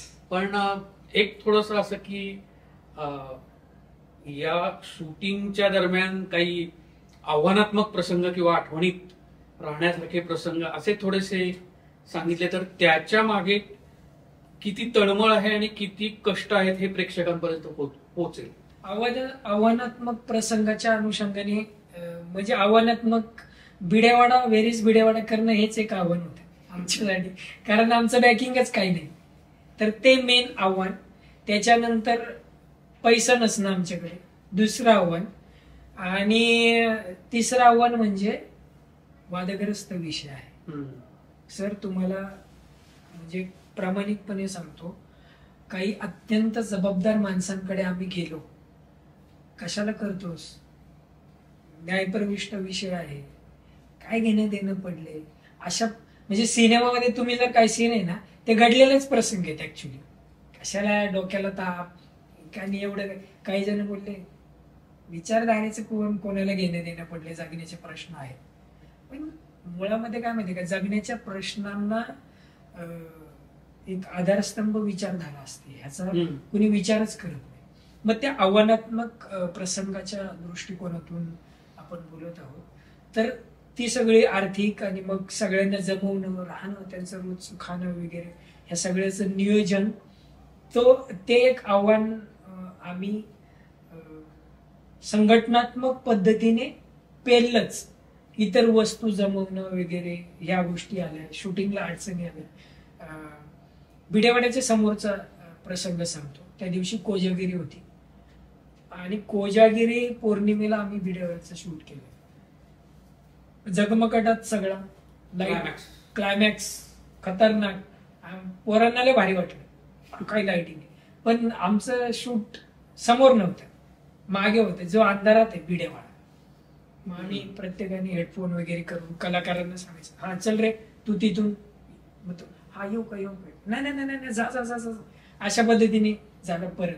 आणि मग तिथून आम्ही करत शूट करत तो प्रसंग, छोटासाच प्रसंग काय होता की ती जी ग्रामीण भागातून आलेली मुलगी आणि सर आहेत ना, ते भिडेवाडा शोधत शोधत भिडेवाड्याच्या समोरूनच जातात. कारण त्यांना सांगितलेलं असतं भिडेवाडा मोठा आहे, हे अशा भूतबंगल्यासारखे थोडीच असणार. तेवढंच त्यांच्या डोक्यातली भिडेवाड्याची प्रतिमा वेगळी आणि इथे हा पूर्ण उपेक्षित असतो. त्याच्यामुळे ते त्याच्याकडे बघतच नाही, ते असे मानबीन हलवते आणि ते चालले कुठे. एवढाच सीन होता तो. आम्ही सीन करायला रात्री 10:30-11 वाजले. मग आम्ही त्यांचं पण फुटेज घेतलं, ते बँड बाजा आणि तिथं मी त्या 2 ओळी लिहिल्या होत्या. जगमगाट वाटेवरी आतका अंधार, विद्येच्या घरी गप्पगार ग सरकार. क्या बात आहे. तिथं घरी जाईपर्यंत गाणं तयार, आमच्या रूमवर पोहोचल्यापर्यंत. संभाजी भगतांनी इतकं जबरदस्त गायलंय. आकाश पवारने त्याला, मी चाल बांधली होती आणि त्याला आकाश पवारने संगीत दिले, ऐश्वर्याने ते गायलंय. संभाजी भगतांनी मेन जो पोर्शन आहे तो गायलेला आहे. त्याचं आपण वाशीला रेकॉर्डिंग केलं. त्याची पण गंमत अशी की आम्ही लवकर गेलो आणि ते रेकॉर्डिंग खूप रात्री झाली, 11:30-12च्या दृष्टीने. पण आता कसं आहे की काहीच नसलं की वाट बघावीच लागली अशा पद्धतीने. पण ते केलं. ते गाणं पण खूप जवळ. लोकेशनसाठी आमच्या अशोक सूर्यवंशी सरांनी खूप मदत केली, सगळ्या मित्रांनी मदत केली. आमच्या रंजनाबाई कांबळेंनी तर ज्या मेन आधी ठरलेल्या ना त्या आल्याच नाही, ऐन मुवमेंटला त्यांना उभं करावं लागलं. त्यांनी खूप चांगल्या पद्धतीने हे केलं. आणि मग ते भिडेवाड्याचं गाणं इतकं सुंदर झालं. त्याच्यावरती मग चित्रीकरण, त्याच्यात आंदोलनात फिल्ममध्ये तुम्ही बघाल, आंदोलनात जे वापरलेले बॅनर हे सगळे आम्ही तयार केले, म्हणजे गाण्यातच तयार केले. म्युझिक सुरू होतं ना त्याच्यातच आम्ही बसलोय. कोणी लिहितंय वेरीज भिडेवाडा, सावित्री तुला ग सलामी, अशा पोरच लिहितात आहे, तेच आम्ही म्युझिक मध्ये दाखवलं. आणि मग मेन पोर्शन, मग भिडेवाड्याच्या शूट मध्ये तिथल्या लोकांनी खूप त्रास दिला.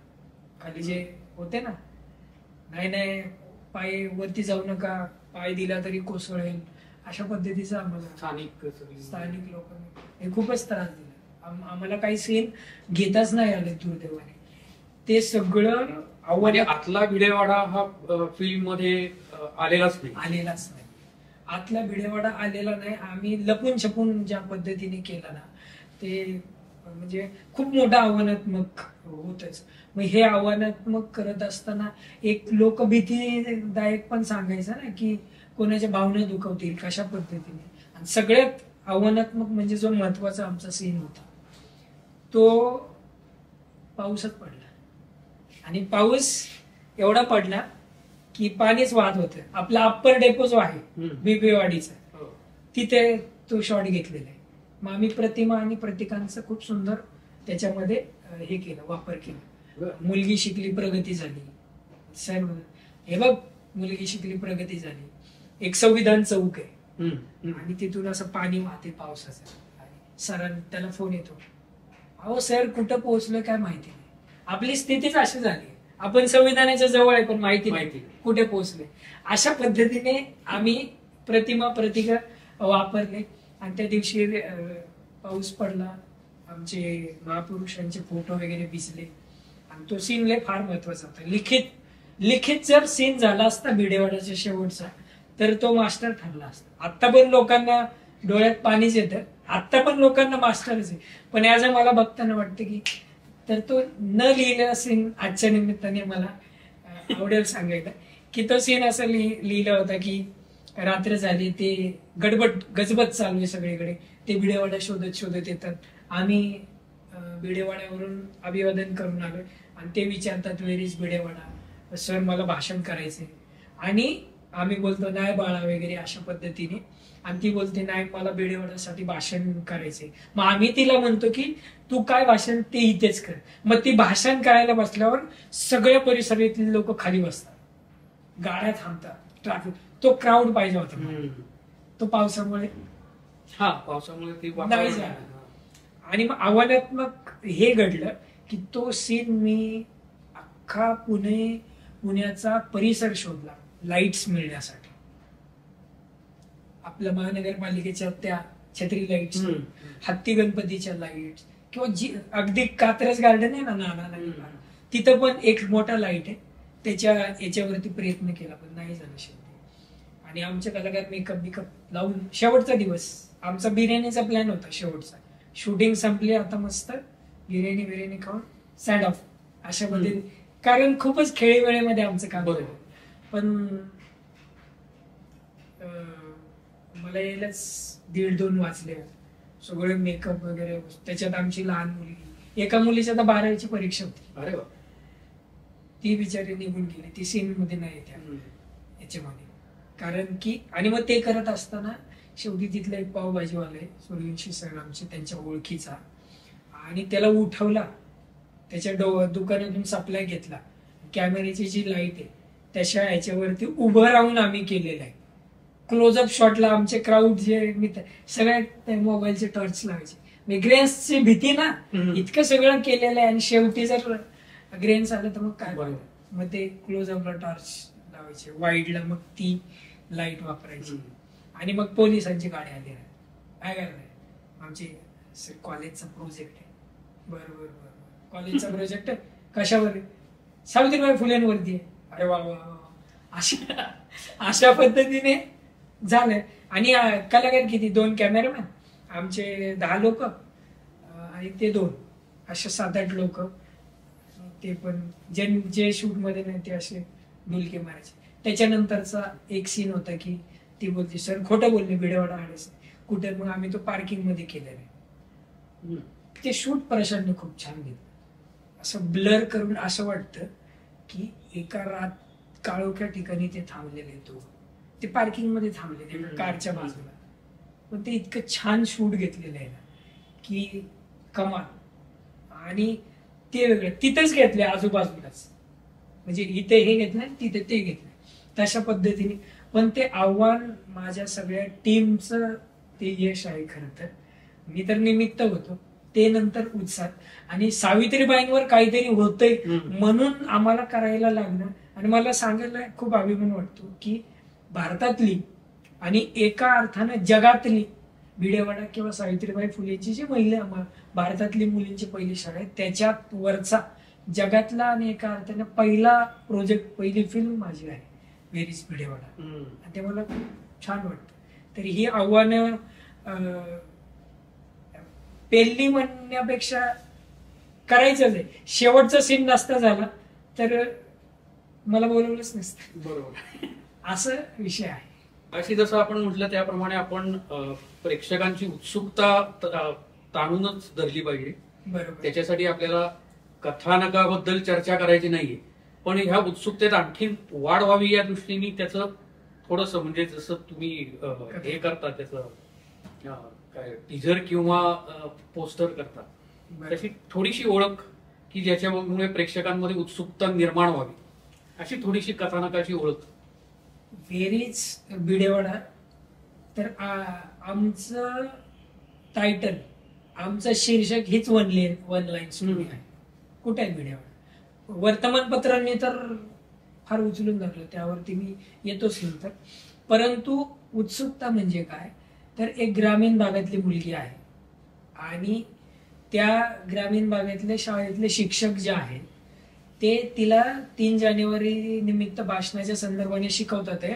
आणि सावित्रीबाई फुले, महात्मा फुलेंनी भिडेवाडा मुलींची पहिली शाळा काढली म्हणून आज तुम्ही बसताय, कळलं का? आणि भिडेवाडा, मग मुलगी म्हणते मला भिडेवाड्यात भाषण करायचंय. आणि मग ते बोलतात भिडेवाडा हा वय, भिडेवाडा एवढा मोठा आहे, भिडेवाड्यामध्ये प्रचंड स्वच्छता आहे, भिडेवाड्यामध्ये बाउन्सर आहेत, भिडेवाडा एकदम महाला इतका आहे. अशा पद्धतीने शिक्षक सांगतो. मुळात शिक्षकालाच माहित नाही. मग ती हट्टच करते, मला आता भिडेवाड्यात जायचंच, भिडेवाड्यातच भाषण करायचं. बर ते बोलतात मुख्याध्यापकांना विचारून जा. मग ती मुलगी ग्रामीण भागातून शहरात येते आणि भिडेवाडा शोधण्याचा तो प्रवास आहे. आणि दुसरीकडे चळवळीतली मुलं भिडेवाडा झाला पाहिजे याच्यासाठी एक आंदोलन, राष्ट्रीय स्मारक झालं पाहिजे. संविधान कलम 51 राष्ट्रीय स्मारकांचं जतन करणं. आणि एका पॉइंटला ते एकत्रितपणे येतात आणि त्या मुलीचा झालेला हिरमोड, समाजातल्या विशिष्ट घटकाची उदासीनता. आणि मला तर असं वाटतं की भिडेवाड्याचा प्रश्न रेंगाळत राहण्याचं दुसरं कारण ही उदासीनता सुद्धा आहे. आणि त्याच्यातून माझ्या एक गोष्ट लक्षात आली की महामानव, राष्ट्रमाता, महापुरुष ह्या फक्त राजकीय अजेंड्यासाठी प्रतिमा आणि प्रतीक आहे. छत्रपती शिवाजी महाराज, डॉक्टर बाबासाहेब आंबेडकर, अण्णाभाऊ साठे राजकीय चेहरे बनवले. महात्मा फुले, सावित्रीबाई फुले पॉलिटिक्स चेहरे नाहीत म्हणून पण भिडेवाडा रखडला. ते जर असते, जर एकलगट्टा मतदान असतं तर भिडेवाडा कदाचित झाला असता. आणि ही फॅक्ट आहे. म्हणजे शिवाजी महाराज, आता तुम्ही हल्लीचं वातावरण मोठाच विषय आला तर ते जसं राजकारणाचे मुद्दे, तसं फुले दाम्पत्य राजकीय प्रतिमा प्रतीक नाही, चेहरा नाही म्हणून तो सुद्धा रखडला असं आपण म्हणू शकतो. आणि ह्या सगळ्यामध्ये त्यांच्या विचारधारेवरती त्या फुले दाम्पत्याने त्या कालावधीमध्ये ह्या सगळ्या मनुवाद्यांचा विरोध पत्करून हे सगळे शेण दगडगोटे झेलून अशा पद्धतीने मुलींची शाळा सुरू केली. आणि संपूर्ण समाजाच्या म्हणजे एकाच कुठल्या समाज घटकाच्या असं पण नाही, म्हणजे सगळ्याच त्यावेळेला कुठल्याच समाज घटकामध्ये स्त्रियांच्या शिक्षणाला परवानगी नव्हती. म्हणजे आता जे स्त्रियांचं स्थान बरोबरीचं निर्माण झालंय याचं पूर्ण श्रेय ऍक्च्युली अगदी येस. आणि जसं तुम्ही म्हणालात की सर्व स्त्रिया म्हणजे ज्यांना सती केश ओपन केलं जायचं त्यांना सुद्धा त्यांनी दत्तक घेतलंय, शिकवलंय. त्यांच्या फुलेंचा पहिला मुलगा यशवंत, तो सुद्धा दुसऱ्यांचा दत्तक. म्हणजे एकूणच सांगण्याचं तात्पर्य काय की समाजासाठी झोकून देणारं एवढं महान व्यक्तिमत्व, जे स्वतः लेखक, कवी आहे आणि अत्यंत शिस्तबद्ध असलेला माणूस, आणि त्या फुले दाम्पत्यांना, त्या क्रांतिज्योती सावित्रीबाईंना, क्रांतीसूर्य महात्मा फुलेंना अशा पद्धतीने त्यांचं स्मारक, जिथून तुम्ही शिक्षणाची ज्ञान गंगा ही शिक्षणाची अक्षर आत्मसात करून आपली स्वप्न पूर्ण करतोय, तर ही भयानक स्थिती आहे. म्हणून तो विषय आम्ही मांडत असताना एकीकडे ही सगळी उदासीनता आणि स्वप्न, मला असं वाटतं की येणाऱ्या काळामध्ये आता भिडेवाडाचं काम सुरू झालंय, सरकारने परवानगी दिली, परंतु जोपर्यंत भिडेवाडा उभा राहत नाही तोपर्यंत आम्ही हा विषय लावून धरणार, आम्ही बोलत राहणार. आणि ज्या दिवशी देशभरातून मुली भिडेवाडा बघायला येतील किंवा भिडेवाड्यामध्ये, आता मला बघायचंच आहे भिडेवाड्यामध्ये पहिली कोणती मुलगी भाषण करते, तो फार सोन्याचा दिवस असेल. क्या बात. आता या अनुषंगाने एक म्हणजे हा तर भिडेवाडा राष्ट्रीय स्मारक हा तर अत्यंत महत्वाचा विषय आहेच आहे, बरोबर, पण याहीपेक्षा अधिक व्यापक विचार मांडणारं एक वाक्य खुद्द सावित्रीबाईंच्या तोंडी आपल्या याच्यात आहे, त्याच्याबद्दल थोडस सांगा. म्हणजे भिडेवाडा फिल्म मधले बरेचसे डायलॉग आमचे खूप मीम्स झाले. म्हणजे भिडेवाड्याकडे पाठ करून समोर हात जोडणारी एज्युकेटेड माणसं आहोत आपण. शैक्षणिक क्रांतीचं, मुक्तीचं उगमस्थान कुठं आहे, अशा प्रकारचे डायलॉग. तर आपण जो प्रश्न विचारला, तर मला सर भिडेवाड्याचं ऍक्च्युअल शूट घ्यायचं होतं. म्हणजे मी भिडेवाडा खूप भावनिक पद्धतीने लिहिलं की भिडेवाड्यामध्ये तो गेलाय मुख्य भूमिकेचं पात्र, सावित्रीबाईच्या बांगड्या कणकण आवाज येतोय, फळा आहे, खडू आहे, असं त्याला दिसतंय आणि तो काहीतरी व्यक्त होतोय अशा पद्धतीचं. पण ते दुर्दैवानं नाही झालं. मग मी त्याला काउंटर म्हणून सीन दिला की सावित्रीबाईंच्या प्रतिमेशी मी बोलतोय आणि सावित्रीबाई आमची मैत्रीण आहे, आमची मार्गदर्शक आहे आणि आम्ही, सावित्री आई आहे, सावित्री आमची आई आहे. आईला आपण एकेरी मानतो, आईला एकेरी बोलतोच, त्यापेक्षाही ज्याच्यावरती आपलं प्रेम आहे त्याला आपण एकेरी हाक मारतो. तर तो बोलतो आहे सावित्रीबाईंशी आणि की आम्ही, आमची पिढी म्हणजे डुप्लिकेट माल आहे सगळं. आम्ही काही जयंती पुण्यतिथीला टी शर्ट घालतो, घोषणा देतो आणि ही ऍक्च्युअल स्थिती आहे बरं, हीच ते म्हणले. आणि अचानकपणे सावित्रीबाई फिल्म मध्ये आणायचे होत्या ते पात्र आणि सावित्रीबाई येतात आणि मग मी गडबडून म्हणतो की भिडेवाडा हो रे लेकरा. पण माझी अजिबात अपेक्षा नाही, या भिंतींच्या भिडेवाड्यात जीव घुसमटतो असं सावित्रीबाई म्हणतात. या भिंतींच्या भिडेवाड्यात ना आमच्या शीतल यशोधरांनी ती सावित्रीबाईंची भूमिका केली. या भिंतींच्या भिडेवाड्यात ना जीव आक्रंतोय. तुम्ही शिकलात, सवरलात, या लेकीबाळी शिकल्या, हाच माझ्यासाठी खरा भिडेवाडा, असं सावित्रीबाई फुले म्हणतात. अंगावर काटा येतो अक्षरशः की तो मेसेज आहे आणि ते बरोबरच आहे. तुम्ही किती वर्ष भिडेवाड्याचं राजकारण करणार आहात? शिक्षण, आज मुलींना शिक्षण नाहीये, आज पाल्यावरच्या तांड्यावरच्या मुलींच्या दर 4 महिन्यांनी शाळा बदलतात. या शैक्षणिक मुद्द्यांकडे लक्ष देणार आहात की नाही? हा पण अत्यंत मुद्दा आहे. नवीन नवीन योजना आणल्या जातात, त्याच सावित्रीबाई फुले या सगळ्या महामानवांच्या, सबंध राष्ट्रमाता महापुरुषांच्या नावाने होत नाही. तर तो सावित्रीबाईंचा मोलाचा संदेश आहे की सावित्रीबाईंची भावना बरोबरच आहे. त्या म्हणतात ना की या भिंती, मला भिंतींच्या भिडेवाड्यामध्ये जीव आक्रंतोय पण लेकीबाळी शिकल्या हे. आणि सध्याच्या काळात म्हणजे छोट्या छोट्या गोष्टींना तुम्ही स्मारक करता, पण भारतातली मुलींची पहिली शाळा 100-150 वर्षाहून अधिक जतन करावं असं वाटत नाही. हे किती मोठं अपयश आहे. राष्ट्रीय स्मारकांचं जतन झालं पाहिजे. पहिली शाळा आहे ना, काय म्हणजे असं हे नाहीये, त्याच्यासाठी एवढा संघर्ष करावा लागतो. ही मुळातच मोठी शोकांतिका आहे आणि ती केलं पाहिजे. या सगळ्या अनुषंगाने आम्ही ती वेरीज भिडेवाडा फिल्म महाराष्ट्रातल्या 200-300 शाळांमध्ये शिक्षकांनी स्वतःहून दाखवली.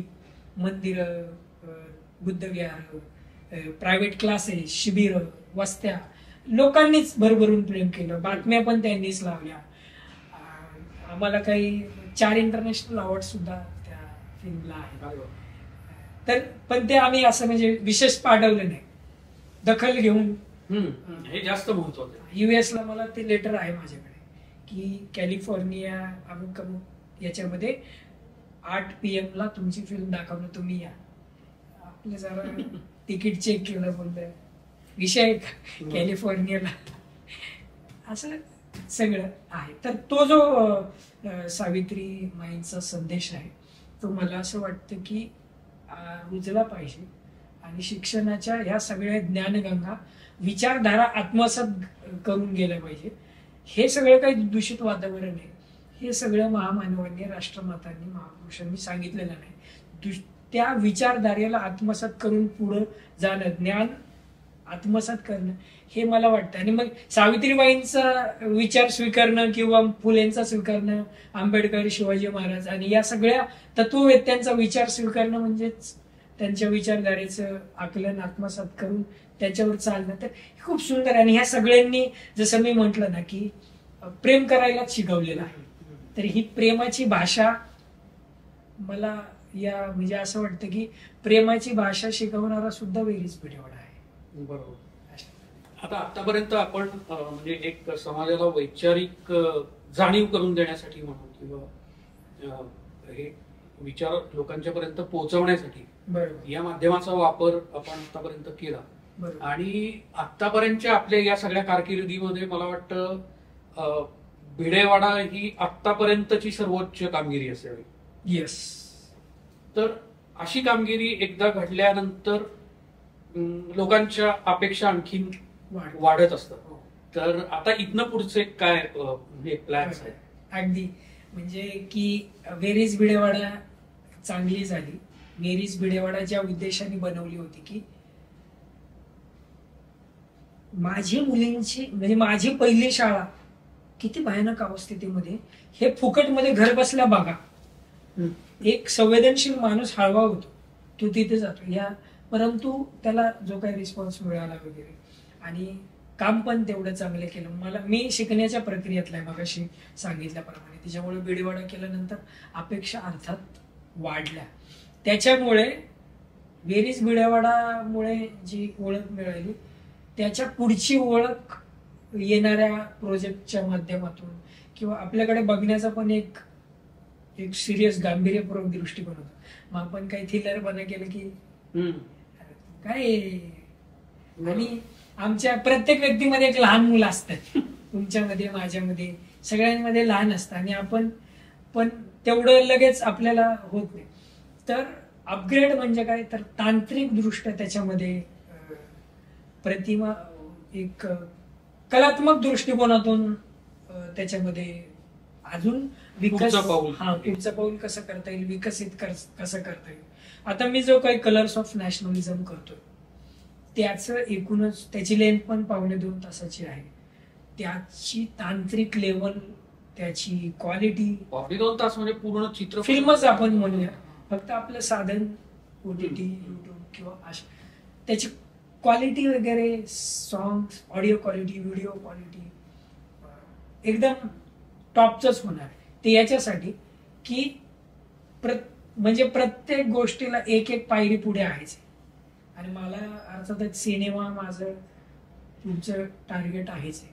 त्याच्यामुळे हा पण एक सिनेमाच आहे. म्हणजे कलर्स ऑफ नॅशनलिझम चालला चांगला, लोकांना झालं तर सिनेमाला पण लावायच्या तयारीनिशीच आम्ही बनवतो.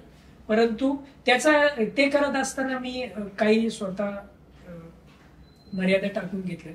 म्हणजे खरं तर मी अगदीच नौका आहे आणि छोटी छोटी सुरुवात आहे. त्याच्यामुळे कधी कधी होतं ना की आपले खूप 100-150 प्रोजेक्ट झालेले असतात आणि मग ती मर्यादेची भाषा शोभून दिसते. ती मर्यादेची भाषा मला शोभत नाही ऍक्च्युली. पण मी काय मर्यादा आखून घेतल्यात, तर मी म्हणजे आपण म्हणतो ना की सुरुवातीच्या कालखंडामध्ये आपण ज्यांच्या सोबत आहोत किंवा आपल्यासोबत कोण आहे, काय आहे, याच्यावर आपलं भवितव्य ठरतं. मला माझं भवितव्य चांगलं ठरवण्यासाठी मी स्वतःला घातली मर्यादा म्हणजे सामाजिक प्रबोधन करत करत ह्या महामानवांनी जो मानवतेचा संदेश दिलाय त्याच्या विचारधारेचं, त्यांचं तत्व सांगणारे प्रोजेक्ट किंवा तो अंश त्याच्यामध्ये आला पाहिजे. मग ती विनोदी झाला असली तरी त्याचा शेवट या दृष्टीकोनानं. आणि सिनेमाचं जेव्हा म्हणजे हे खूप मोठं होईल बरं कसं, म्हणजे तसं लहान तोंडी मोठा घास. पण सिनेमाचा जेव्हा जेव्हा इतिहास लिहिला जाईल किंवा त्यावेळेस माझं नाव आदराने घेतलं पाहिजे असं मला खूप मनापासून वाटतंय. तसेच प्रोजेक्ट करायचेच आहे. हे तर छोटंच माध्यम आहे, भिडेवाडा, कलर्स ऑफ नॅशनलिझम, आणि हे केलं म्हणजे मला पुढे करायचंच आहे ना. पुढे मला खूप प्रोजेक्ट करायचे, परंतु आपण केलेले प्रोजेक्ट पण इतके छान लोकांचं संप्रबोधन करणारे असावेत. आणि सिनेमाचं जेव्हा जेव्हा काही इतिहास लिहिला जाईल तेव्हा हृदयमान अशोक हे नाव एक आदरानं घेतलं पाहिजे त्याच्यावरती, असं मला वाटतं, म्हणजे या क्षणी तरी वाटतं. आता इथनं पुढे चित्रपटाच्या याच्यात पदार्पण करायची जी तयारी आहे त्या दृष्टीने काही म्हणजे सुरुवात झाली आहे का आता कलर्स ऑफ नॅशनलिझमच्या नंतर त्या सगळ्या? मला थिएटर सिनेमा स्वतःचा दिग्दर्शक वगैरे म्हणून एक चांगला करायचा, म्हणजे हल्ली काय होतं सर, खूप सारे सिनेमे येतात आणि काही बजेटमुळे रखडतात, काही रिलीजच होत नाही. तसं नाही केलं करायचे.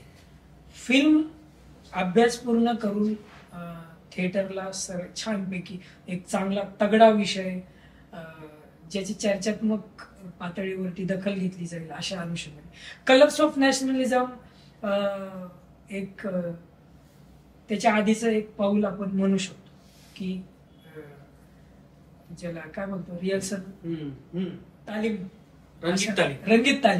रंगीत तालीम आपण कलर्स ऑफ नॅशनलिझमच आहे. हा रंगीत तालीम आपण म्हणू शकतो.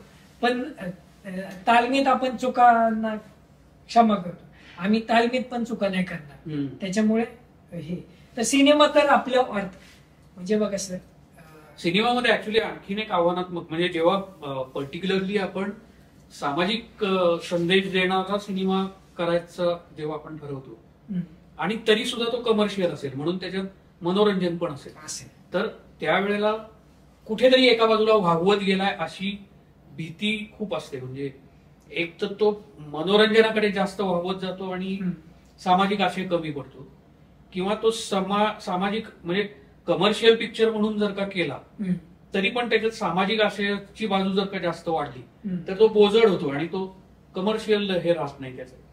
तर त्या दृष्टीने पण खूप काळजी घेणं आवश्यक आहे. नाही मी सांगतो काय की सध्या टॅग लावणं काळ आहे. म्हणजे मी जर एखाद्याला जय शिवराय, जय भीम असे काय बोललं की शिक्का मारण्याच्या कालावधीमध्ये सिनेमे, खरं तर सिनेमा व्हिडिओ व्हिज्युअल माध्यमचं एकूणच जी सगळी पार्श्वभूमी, तर सिनेमाचे जे विषय निवडीचं तुम्ही म्हणताय तर त्याची काळजी तर घेतली पाहिजे हे तर खरंच आहे. पण काळजी घेत असताना द्यायचंय म्हणून काहीतरी द्यायचंय हेही न करता शिक्का जरी बसला तरी ते कलात्मक पद्धतीने काय किती महत्वाचं आहे आणि ते लोकांना किती ऍक्सेप्टेबल आहे याचा विचार करत मी असं समजतो की मनोरंजनाचं तर तेच आहे. म्हणजे आपल्या दैनंदिन आपल्या घरात पण आपण कॉमेडी करतो, आपल्या घरात दुःख आहे, सुख आहे, सगळे, पण आपलं घर म्हणजे एक आयडिओलॉजी आहे, त्या गोष्टी होणारच आहेत.